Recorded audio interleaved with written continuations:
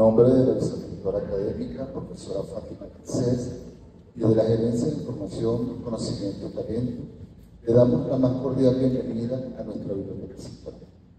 ¿Cómo no mencionar a nuestro arquitecto Carlos Raúl Villanueva, si su valor radica en que todos sus espacios fueran dedicados a la reinterpretación de la arquitectura colonial y a la exaltación de nuestro clima de soles y lluvias, a través de un lenguaje sublime en el que los límites entre obra de arte y objeto funcional se diluyen en un todo único, que anhela la naturaleza perdida del hombre y de la sociedad.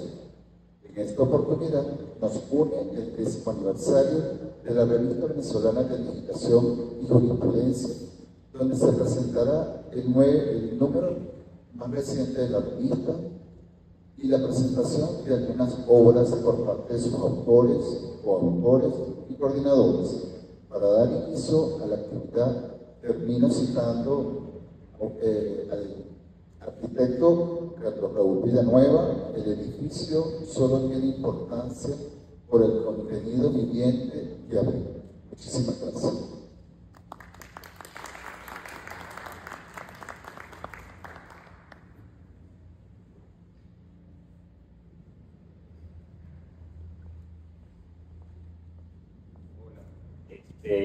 Bueno, primero que nada, muchas gracias a los amigos de la biblioteca por la invitación, por permitirnos este espacio y poder reencontrarnos después de una pandemia que nos alejó de estos eventos presenciales.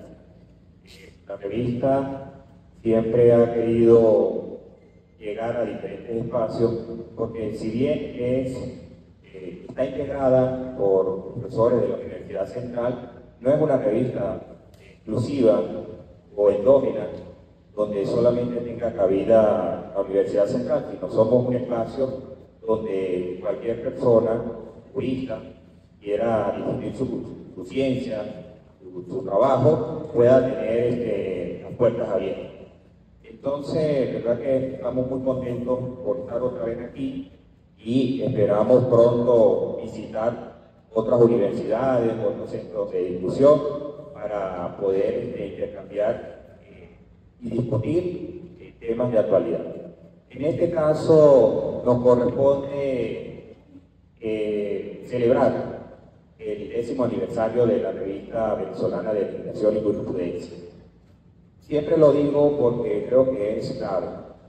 La revista es una experiencia o una iniciativa privada que surge para responder a una coyuntura en la cual, lamentándolo mucho, la revista de la facultad dejó de ser publicada.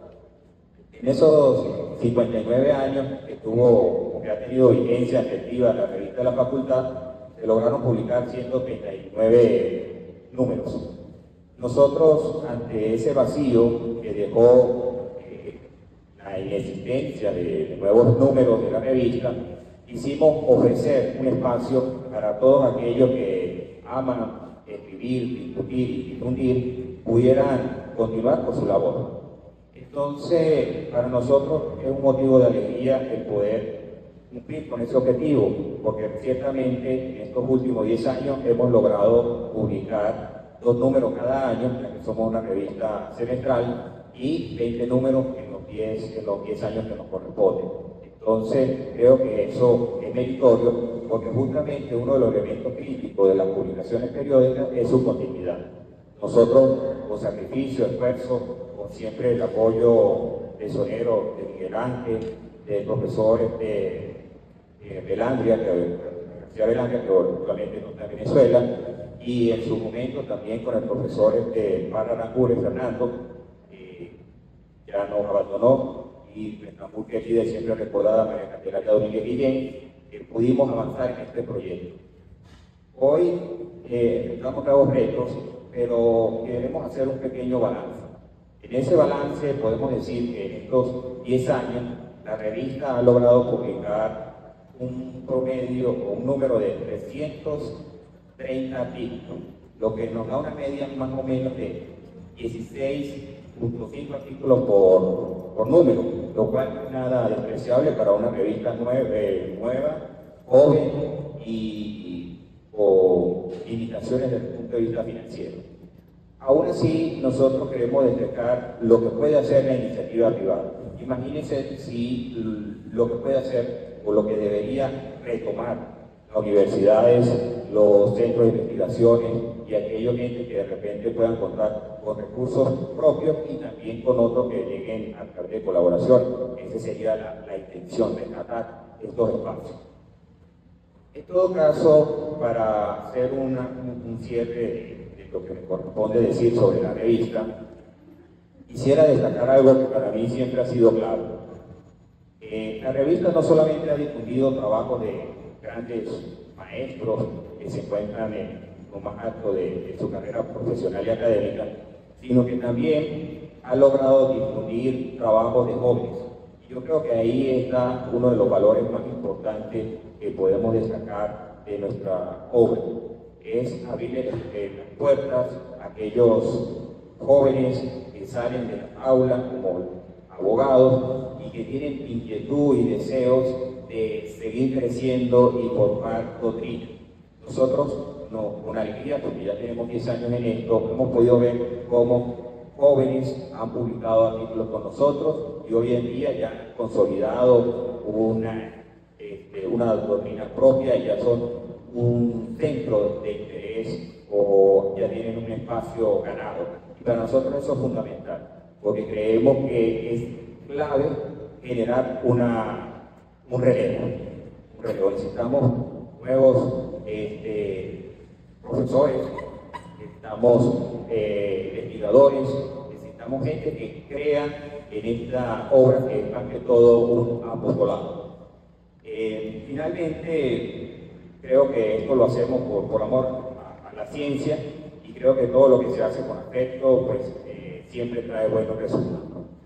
Ahora quiero hablarles de la otra parte o el otro rol que tiene la revista venezolana de legislación y jurisprudencia, que es su obra como editor. En estos 10 años también por casualidad hemos logrado publicar 20 obras. 20 obras que forman nuestro catálogo, donde hemos tocado temas de derecho administrativo, civil, laboral, procesal y derecho penal también. Y en esta oportunidad vamos a presentar nuestras dos últimas obras. Una que se denomina la tutela como institución de protección de la infancia y que es de mi autoría. Y aquí voy a abundar un poquito en este aspecto porque sobre la otra obra va a hablar el profesor Miguel Ángel. Es muy curioso el origen de esta pequeña monografía. En principio, la idea que habíamos pensado era escribir un libro colectivo en el cual varios profesores pudieran explicar los antecedentes de la tutela actual y comentar el proyecto y hacer una propuesta o una contrapropuesta. Bueno, temas de agenda siempre difíciles de cuadrar, no lograron consolidar esa idea inicial, pero donde hay una crisis hay una oportunidad. Y debido a que tenía que dar una conferencia dentro del marco de la cátedra María Candelaria Domínguez Guillén, que se enfoca en el derecho civil, preparé una conferencia sobre el proyecto y después preparé otra sobre algunas tendencias, críticas y innovaciones, tomando en cuenta la legislación de Argentina, que se acababa de reformar en el 2015 con su nuevo código, y una reforma que se hizo en España en el 2021, que modifica la institución tutelar. Entonces, viendo que tenía esos dos trabajos y sumado a un estudio que había hecho previamente sobre la tutela actualmente vigente en el Código Civil, consideré que sería oportuno reunir los tres trabajos, darle una visión integral y difundirlo en una monografía que es la que hoy estamos aquí celebrando o presentando. Básicamente el objetivo que nos propusimos fue, si bien tomar en cuenta ese proyecto del 2022 de la Asamblea Nacional, donde se aprueba en primera discusión un proyecto de ley de tutela civil, que obviamente, como la mayoría de las leyes que emanan de este Parlamento, tiene grandes fallas, pero no nos quisimos quedar solamente en la crítica visceral, sino lo que hicimos fue hacer una propuesta y obsequiarle a la comunidad científica una obra que le permitiera tener una visión integral de la institución, no solamente como está regulada actualmente, sino las falencias y las carencias que tiene el proyecto y cuál sería el norte que debería seguirse para reformar esta materia que urge de una actualización como todo el derecho civil en general venezolano. Entonces, si bien nuestra aspiración no va a ser jamás que el Parlamento revise el libro y de repente asuma como propio alguna de estas propuestas, sí queremos que la comunidad especializada, los estudiosos del derecho, tengan esa referencia a los efectos de poder discutir el tema en los espacios académicos y poder a la larga de repente hacer un proyecto o tal vez con estas actividades de difusión que llegue a oídos de alguien que esté en el Parlamento y que pueda en realidad tomar en cuenta este estudio o lo que se haga de aquí en adelante.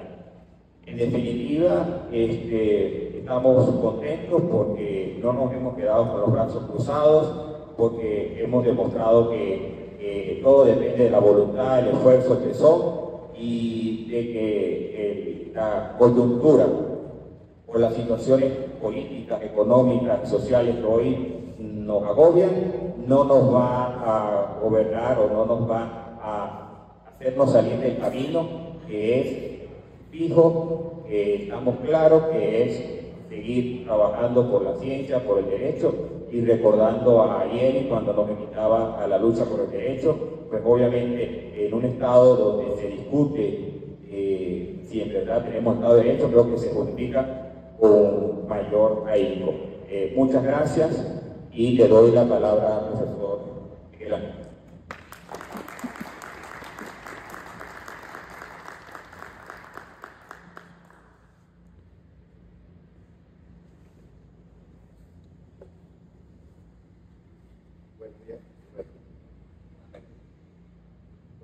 Buenos días a todos. Ahora sí.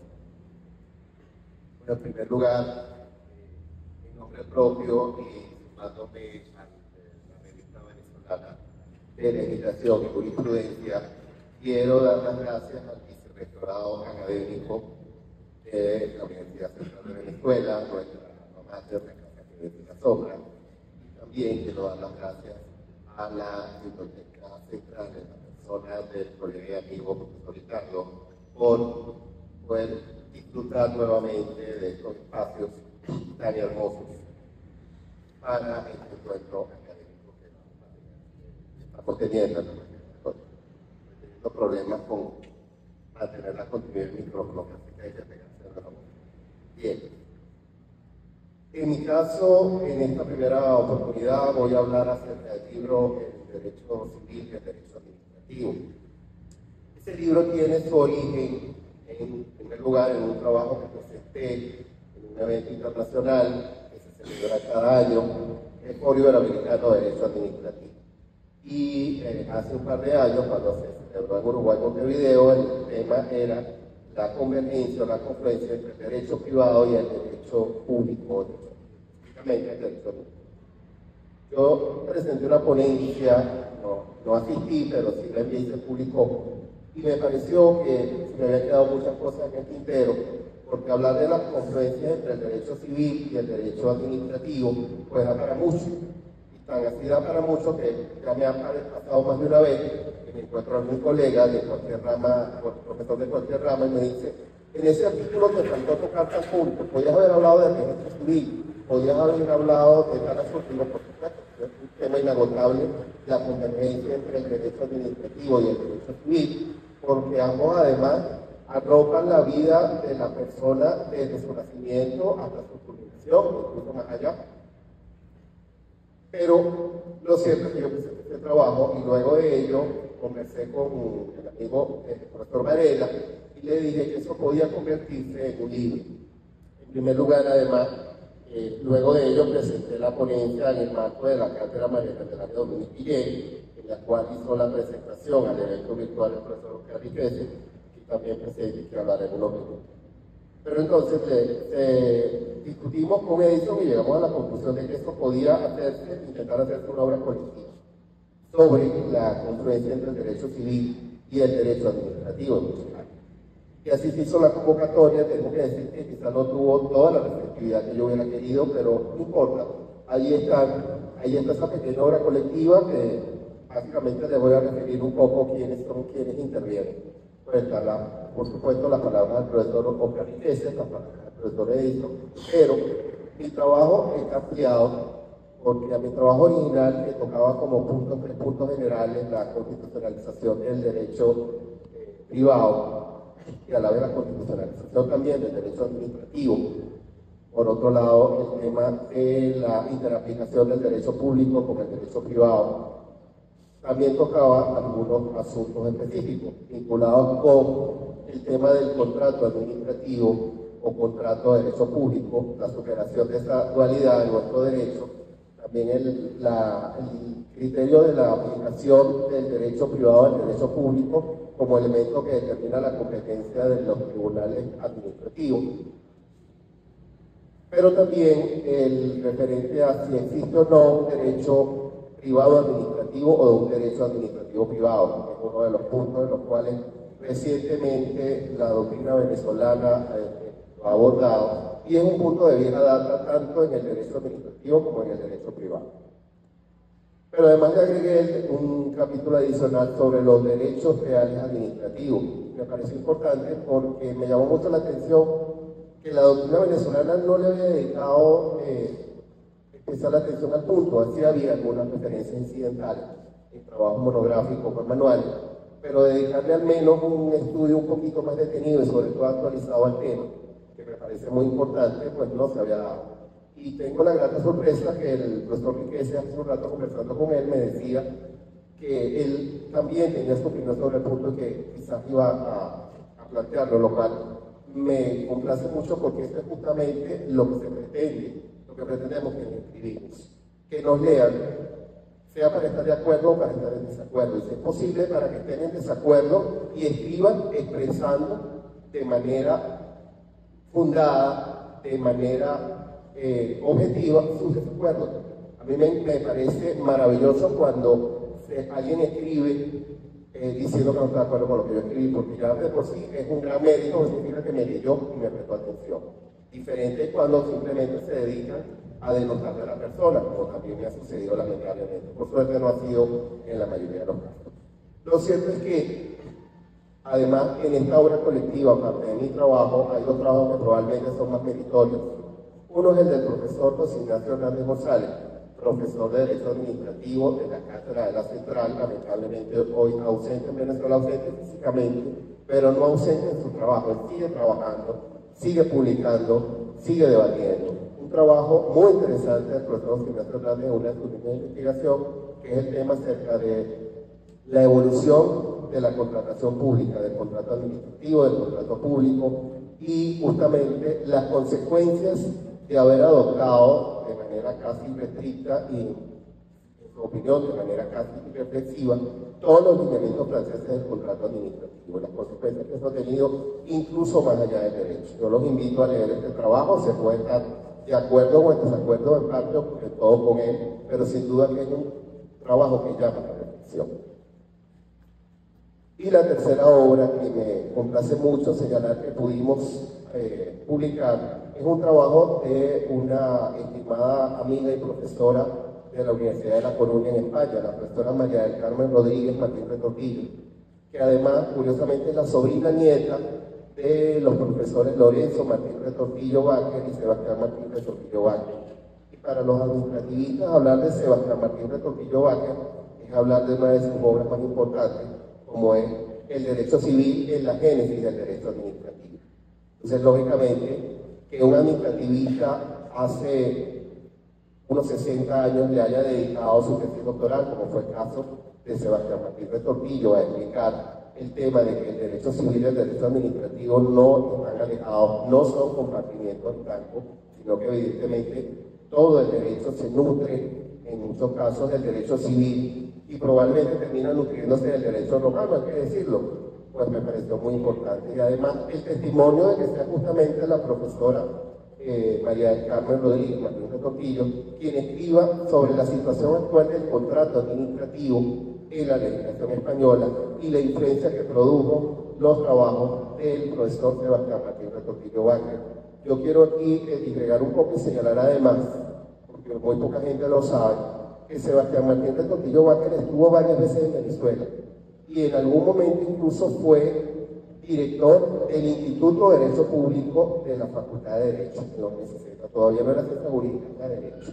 Lo fue, dio una serie de seminarios en materia de expropiación, asesoró a la Comisión Nacional de Planificación de los Recursos Hidráulicos, entre otros temas. Es decir, estamos hablando de un apreciado profesor español que sin duda estuvo muy presente en su vida profesional y académica en nuestro país y por lo cual no hay mejor razón, aparte de por las contribuciones que hizo al tema, también por su vinculación con Venezuela, con referirlo como lo referimos los tres trabajos de manera asidua, e incluso también las palabras del profesor Oscar Vitete, cuando se va a hablar de las relaciones del derecho administrativo con el derecho civil.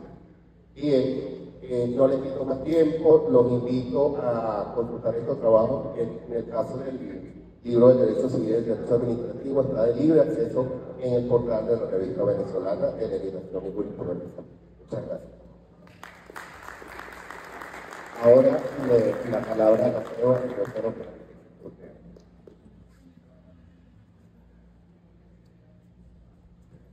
Muy buenos días. Vamos a ver cómo me va, porque no puedo hablar con estos términos, entonces van a viva voz, porque me desconcierta el citaje, pero bueno, vamos a hacer lo mejor que se puede.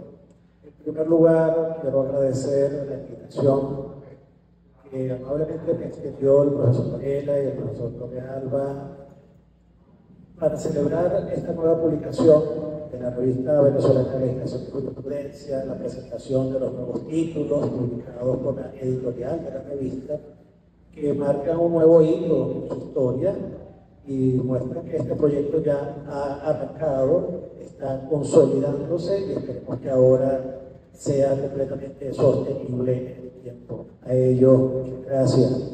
No es menos digno de agradecimiento nuestro amigo el profesor Isnardo Delgado, flamante director de la Biblioteca Central, a quien auguramos el mayor de los éxitos.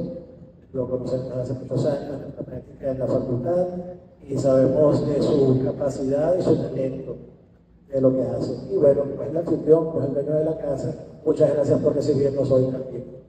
También muchas gracias por estar aquí, a todos los amigos y colegas de siempre, los asiduos de la cátedra, quienes en verdad con su presencia aquí nos estimulan a seguir adelante, a pesar de que, como ya citaré al profesor Alfonso Guzmán, maestro del Derecho al Trabajo, siguen aquí y nos ayudan, nos estimulan a seguir adelante a pesar de la carga de desaliento que produce el sentirse solo en una actividad que exige tesón cotidiano y que muchas veces no es como que adecuadamente recompensado. Muchas gracias a todos ustedes por estar acá. Y hablando de agradecimientos, este librito, porque está bonita la presentación, es otra grata sorpresa para mí porque yo no contaba con aparecer entre los autores recogidos aquí, porque resulta que una vez que me lo regalaron, me puse a revisar el índice cuando vi mi nombre y dije, ¿qué es esto? ¿Cuánto me pidieron un trabajo? Y resulta que eran unas palabras que yo había preparado para introducir la sesión de la cátedra de la Candelaria Domínguez Guillén, en la cual precisamente Miguel Ángel Torrealba iba a hablar de este tema, de las convergencias entre el derecho civil y el derecho administrativo. La dejo de lado protocolar como una materia para que cataloguen desafíos. Ciertamente, la doctrina ya ha dejado cierta carga de tosudez, cierta carga de fanatismo a la hora de presentar pelea, presentar resistencia frente a un fenómeno que es obvio, que ciertamente la administración pública, aun cuando goza de un derecho que es propio de ella y diseñado para ella, eso no le impide echar mano de otras ramas del ordenamiento jurídico y principalmente del civil. Y dado que, cronológicamente hablando, es el civil el que aportó muy buena parte del bagaje teórico que permitió la estructuración del moderno derecho administrativo. El punto de los derechos reales, que es al que me voy a referir específicamente, no es la excepción, porque recuerdo en mis años de pregrado siempre se planteaba en clase de derecho administrativo, la administración es dueña de sus bienes. Y recuerdo también que la respuesta de algunos profesores era: depende de qué patrimonio estamos hablando. Porque si estamos hablando de los bienes propios de la administración, es indudable que sí. La administración es dueña de los mismos, en tanto que goza del mismo derecho de propiedad que el Código Civil consagra para el particular, que goza del mismo sobre los elementos que integran su patrimonio. Pero hay otro conjunto de bienes que, aun cuando no pueden ser apropiables por los particulares, son encargados, son asignados a la administración, y es en esa parcela específica donde se plantea una contingencia doctrinaria, donde se plantea una discusión que aún no ha sido cerrada, pero que es importante conocerla para saber hacia qué rumbo se dirige la actual legislación venezolana. Y me refiero a la Ley Orgánica de Bienes Públicos de 2014, que quiere introducir, mejor dicho, ya introdujo, sin ningún tipo de justificación, elementos foráneos a nuestro derecho, porque esa ley es prácticamente una copia de la legislación española y del Código General de las Propiedades Públicas francesas, por lo menos en su edición de 2015. En su edición de 2010, o luego repetida en 2015. Es decir, que ya en Venezuela, desde el punto de vista legislativo, están vigentes textos que ya consagran una afiliación específica, pero que va, si se quiere, a contrapelo de lo que había sido la propia jurisprudencia, primero de la vieja Corte Federal y de Casación y luego de la Corte Suprema de Justicia, que ya había sido fijada en sentencias de 1964 y 1994. Para que entiendan mejor, debo plantear mis ideas así. Si uno ve el Código Civil, uno nota inmediatamente que él organiza las cosas no de acuerdo con su naturaleza jurídica, como lo hacían los romanos y nuestro viejo derecho civil del siglo XIX, sino anterior al código del 1873, sino que este código de 1873 y subsiguientes plantea ya un escenario diferente. Las cosas se clasifican de acuerdo con su dueño, y lo primero que plantea es que unas son pertenecientes a personas de derecho público y el remanente a particulares. Y ahí arranca toda esa discusión. Entonces, realmente los derechos que la administración detenta con respecto a los bienes adscritos a la misma, ¿es el de propiedad o es el de cualquier otra naturaleza? ¿O se trata, por el contrario, de un tercer género, de que a pesar de la denominación jurídica de derecho real, en realidad estamos hablando de otra cosa? Por supuesto, a mí este tema yo lo toqué en mi tesis doctoral y me encontré que en Francia y en Venezuela solo autor se ha dado cuenta de ese detalle.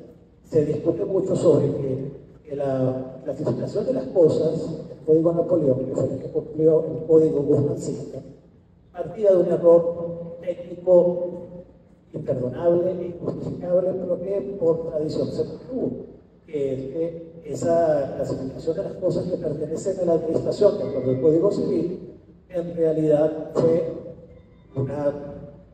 una complicación innecesaria e injustificada de los asambleístas franceses que al dictar la ley de dominio de 1790 a 1791 mezclaron en un solo saco las cosas destinadas al servicio público, que no eran patrimonio de nadie, el patrimonio propio del monarca y los bienes propios de la administración, todos los metieron en el mismo saco, y de allí salió la formulación, lo de lo que viene en Venezuela, de que las cosas pertenecen o a personas de derecho público o a los particulares, obviando muchas otras clasificaciones jurídicas válidas, incluso en Francia, hasta la fecha, como las viejas res comunes romanas y las repúblicas y usos públicos también romanas, que nuestra jurisprudencia siempre sacó a relucir a la hora de abordar este tema en nuestro país. ¿Qué ocurre? Si bien ya dije al comienzo que es indudable que la administración es buena, bienes que son propios, no puede afirmarse lo mismo con respecto a aquellos que forman el resto del dominio público, es decir, cosas que están destinadas al uso público. Como por ejemplo, las que aparecen mencionadas en la Ley Orgánica de Bienes Públicos: el mar territorial, la zona contigua, la zona económica exclusiva, el espacio aéreo, las costas marinas, las aguas corrientes, las lagunas, los ríos, etcétera, etcétera.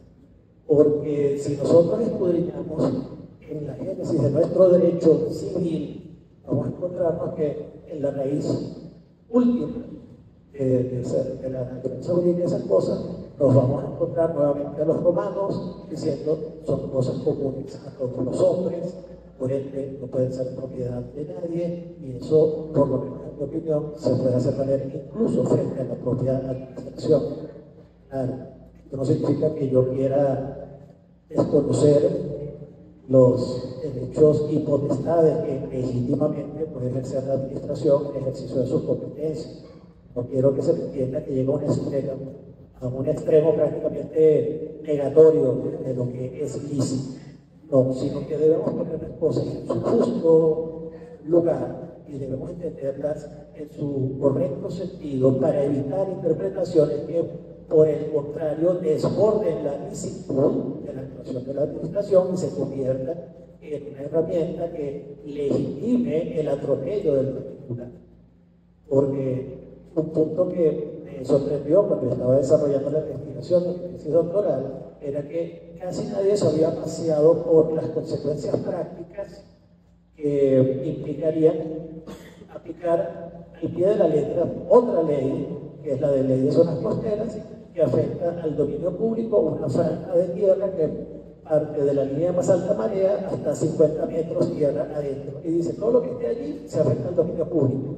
Y aquí se plantea la pregunta, ¿qué sentido le vamos a dar al sentido público? Al dominio público, perdón. Porque si lo interpretamos como sostienen los todavía abundantes apóstoles de la escuela del profesor Oliu, de que es sinónimo del derecho real de propiedad, pues les participo a todos los dueños de apartamentos y casas de playa que ya ustedes son sanarios del terreno ajeno, que ya no son propietarios.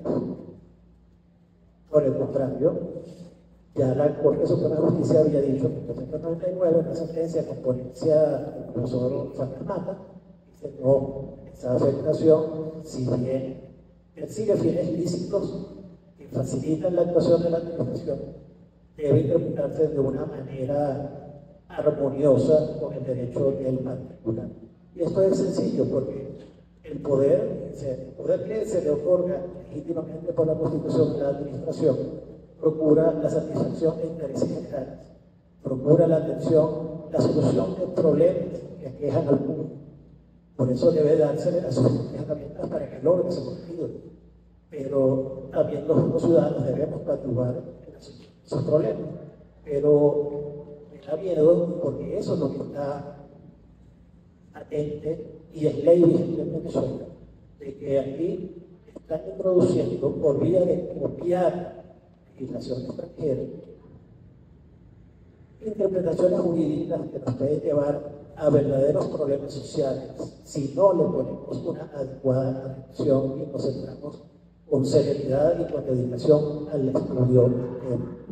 Entonces, para cerrar, aquí fíjense que todo este problema, que ya llegamos hasta las zonas costeras y donde arrancó todo, en el Código Civil venezolano del primero de Guzmán Blanco, que copiaba el Código Napoleón, y que allá arranca el problema sobre quién es dueño de qué. Aquí, y por supuesto, la doctrina francesa que muchos invocan en Venezuela, cuando triunfó en Francia. La tesis del profesor Oriú lo hizo basándose en el propio Código Civil francés.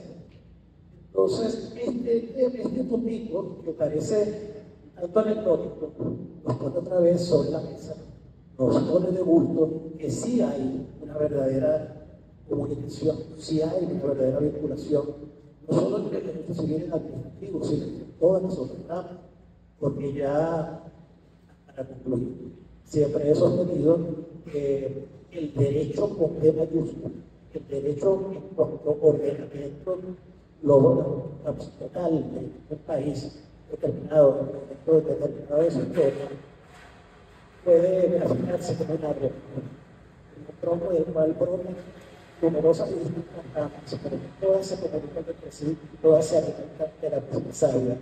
El derecho no puede interpretarse como los compartimentos herméticamente sellados de un submarino, sino por el contrario, un organismo que se comunica, se relaciona, siempre busca la solución en el cercano si carece de la solución, la parcela que le interesa. Sí, siempre va a haber relaciones entre las distintas ramas del derecho. Y siempre sobre este tema vamos a estar retornando en cualquier examinación académica, en cualquier investigación teórica. Siempre nos vamos a encontrar que lo que dicen nuestros maestros de una rama puede ser contrastado por los maestros de otra rama.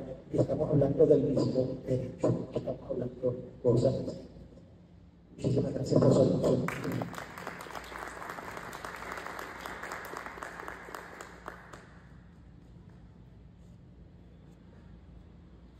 Bien, muchas gracias, profesor Riquete. Me corresponde a mí en esta ocasión la clausura de acto, pero cuando concluya mi palabra, los invito que se quieran quedar unos minutos más, porque vamos a hacer el bautizo del libro y del número 20 de la revista. Hace aproximadamente 11 años, María Candelaria Domínguez Guillén me dijo: este profesor joven, Edison Varela, que viene de la Universidad de los Andes, tiene como iniciativa crear una revista. Y nos dijo a Fernando y a mí que lo apoyemos. La respuesta mía debe haber sido más o menos algo así como: revistas van y revistas vienen, vamos a ver cómo se mantiene esto. Bueno, no me hubiera imaginado nunca que 11 años después me iba a tocar a mí, siendo el asesor académico de la revista, dar estas palabras de clausura. Y voy a aprovechar la ocasión una vez más de recordar que en este esfuerzo sostenido de 10 años nos acompañaron Fernando Carranguren y María Candelaria Domínguez, a quienes además le dedicamos un número especial con mucho cariño y homenaje a su memoria. Razones del destino pues me hicieron estar en esta posición de hoy, ser el asesor académico, cargo que originalmente le correspondía a María Candelaria. Y puedo decir que revistas van y revistas vienen, pero el esfuerzo ha sido, no sé si sostenible, pero al menos hasta ahora sostenido. Y por eso ya tenemos 10 años, que se dice fácil, pero en el caso del mundo o del derecho venezolano es bastante. Sobre todo porque hay muchas iniciativas que no se mantienen en el tiempo. Esta la hemos logrado mantener a pesar de las dificultades, a pesar de que hemos ido migrando de los primeros números en papel a los números más recientes en digital y de libre acceso. Que por cierto, además de la tendencia mundial, inclusive la tendencia de los países desarrollados, todo el tema es lo que habla de la ciencia abierta y del libre acceso al conocimiento. De hecho, hace poco tuve la ocasión de hacer un curso virtual en la materia y me tuve la gran sorpresa de evidenciar que lo que ha sido siempre la política general en nuestros países, en nuestro contexto regional, que haya un gran apoyo de parte de las universidades, de las revistas académicas, de que sea de libre acceso.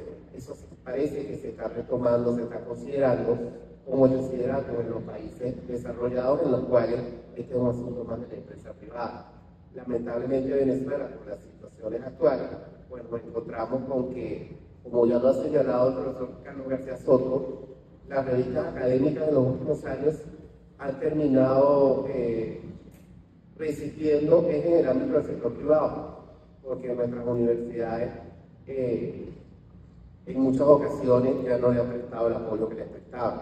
Yo creo que el mejor ejemplo es lo que sucedió con la revista de la Facultad de Ciencias Jurídicas. Es imperdonable que haya estado tantos años suspendida, producto de circunstancias que no voy a mencionar, pero que evidencia que ese tipo de esfuerzos no deben dejar de realizarse, dejar de proseguirse. Y en parte justamente por eso, la revista venezolana de legislación y jurisprudencia ha logrado asentarse, ha logrado tener su propio espacio ante la ausencia de las iniciativas tradicionales o del desfallecimiento de las iniciativas tradicionales que se han dado. Desde entonces ya van 20 números de la revista venezolana de legislación y jurisprudencia, ha ido además avanzando, hoy en día está incluso en el catálogo de la Index, está en otro repositorio y se puede incluso cada vez más estamos tratando de que se inserte en las tendencias actuales de las revistas académicas, no solo jurídicas, sino de las revistas académicas, al menos en el ámbito panamericano. En este momento ya estamos revisando el número 21, que es el número del próximo año, o sea, sigue siendo sostenido el trabajo. Yo creo que es importante, entonces, en este número 20, verán siempre hay, además, muy plural el tipo de publicación. Encontramos asuntos de derecho público, derecho privado, derecho penal, derecho laboral. No me voy a meter en el tema de si los múltiplos son privados o públicos, es toda una discusión.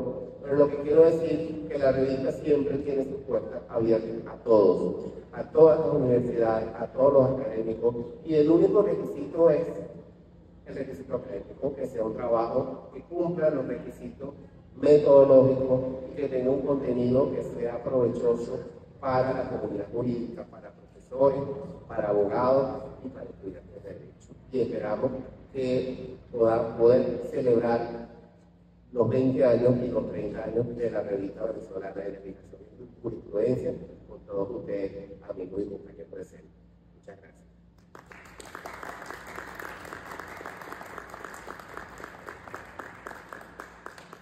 Ahora procedemos al bautizo de los libros que